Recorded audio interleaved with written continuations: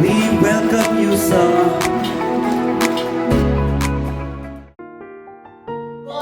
Hanggang buwan ng tabi smoke man at try.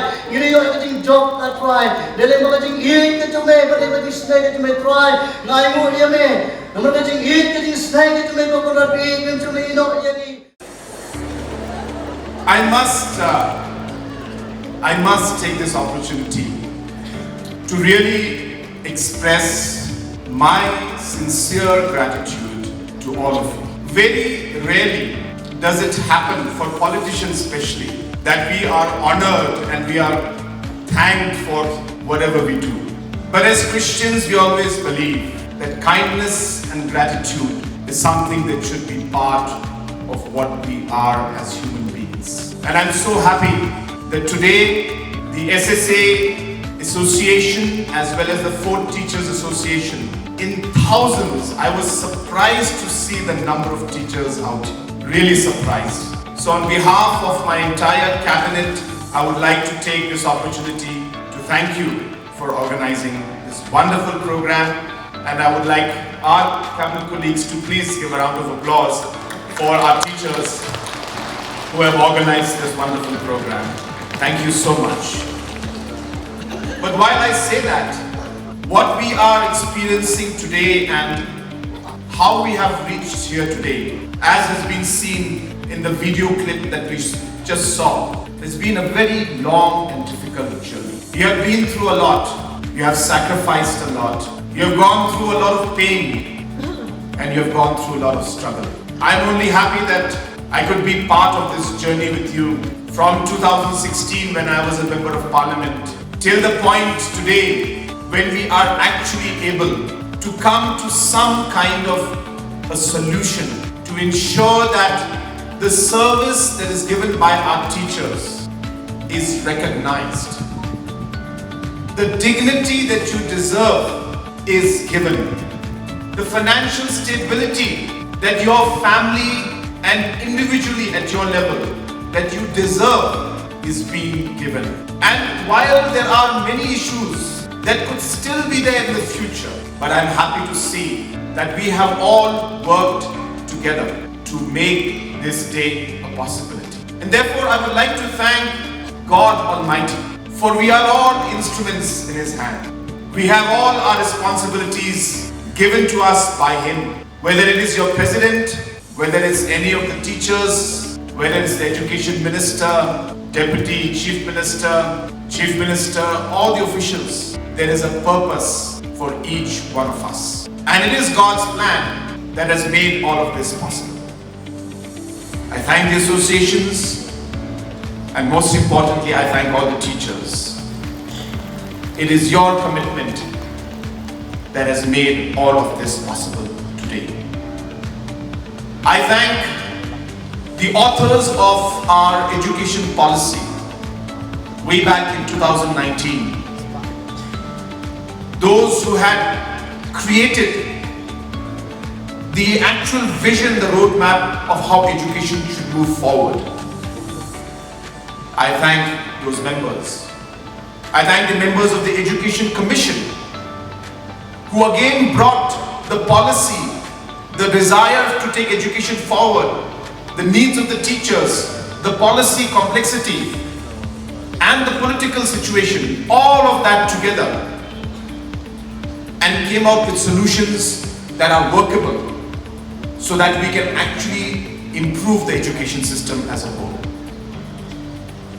I thank all the other stakeholders who have made this day a possibility. Thank you for all the support and help that you had given.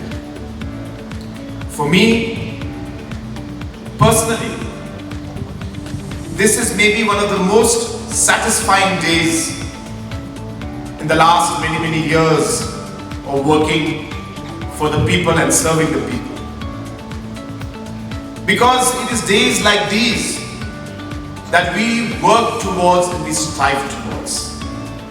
All the pressure we take every single day from early morning to late night is to be able to do something good for our people. I have always believed that the greatest satisfaction for me is to be able to bring a smile to my people's face. And today there are 23,000 smiles, and the family members put together maybe about 1 lakh smiles are there today. And of course, the students, if they put them together, there'll be many, many lakh smiles that we are being able to achieve. And that is a true satisfaction for any leader, and especially for me, to see that we are being able to serve and make the difference and take those tough decisions.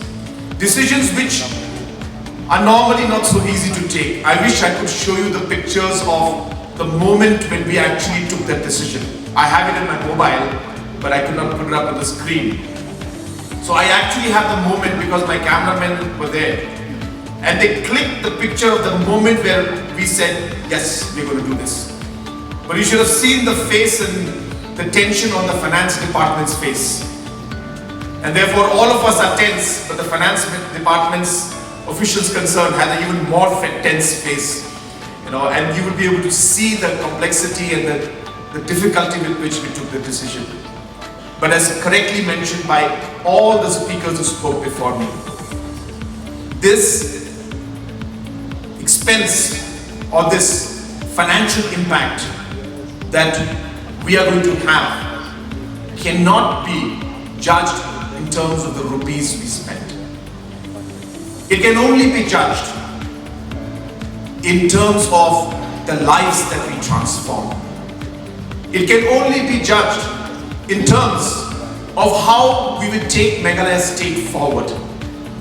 It can only be judged through how we will be able to create more responsible, qualified and better citizens for our state and for our country. And hence, if you look at money and try to value or put a cost in it from a monetary point of view, I think we are missing the picture. I think we are missing the point. We are missing the purpose and the goal. At the end, I would like to urge our teachers that at the end of the day, education is a very complex sector. We have tried to break it up. We have tried to improve it. We have succeeded in some things, and in some areas we're still working on them.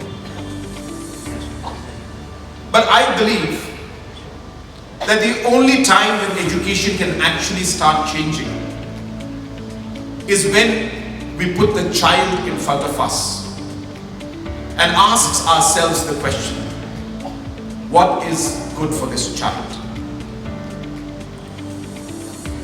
Not discuss or talk about the problems that we're facing, which are important, but look at the child and say, whatever I do today, or whatever I will do from now on, will be by putting my student in front of me. I will decide based on what is good for the student and what is not good for the student. And I believe that if all the teachers, the parents, the officials, the politicians, if we were to start putting the child first in all the decisions we make, only then will education start transforming. I believe we have made the right steps forward. I believe that we have made the right start, but there is a long, long journey ahead of us. We aspire to see Meghalaya as one of the top 10 states in the country. That dream can never be fulfilled if education is not kept as our priority. If education sector does not move forward, that dream of ours, we may reach it, but it will be a very short-lived dream. We will not be able to sustain it. We will not be able to bring that transformation, the change that we desire to see in our state and in our people. And hence, education is and will always be the top priority of our government. Once again, I wish you all the very best. Once again, I thank all of you for being supportive and working together.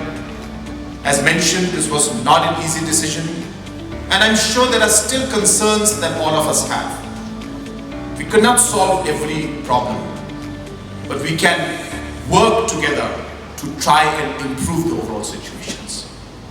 There are still some concerns you have mentioned regarding, your leave structure, maternity leave, loan component, and healthcare provisions. All of these aspects are being very, very positively examined. We have to, of course, take all the stakeholders into confidence. Once we're able to take them into confidence, we'll be able to move on all of this. From the looks of it, it looks very much possible that the majority of those issues that are mentioned in your letter that you've addressed to us, of some of the concerns still which are there, I'm sure that we can address most of these concerns, but do allow us to do our homework so that we take all the stakeholders into confidence before we give a formal commitment to all of you. But as I said, we are very, very positively examining this, and as always, we have been very, very clear that we are a government. As my dear friend Basambor Shulai always says, we don't talk much, but we act. And we are people who believe in fulfilling our commitments. There is a lot of noise in politics. There is a lot of noise in the state. Many people will say many, many negative things. But you must have noticed, I don't respond to them. The reason I don't respond to them is not because that I have no answer. I don't respond because I don't believe that responding by words is the way that we would like to act or respond. I believe that we will respond with the deeds that we do. We'll respond by the actions that we do. We'll respond by ensuring that we actually resolve the problem rather than just talking about the problems. Therefore, our commitment is continued, and I assure you that we will work together to take the education sector forward. May God bless each and every one of you who's present out here, and may God bless our beautiful state of Meghalaya. Kublai Shibun, Mathela, and Jai Hind.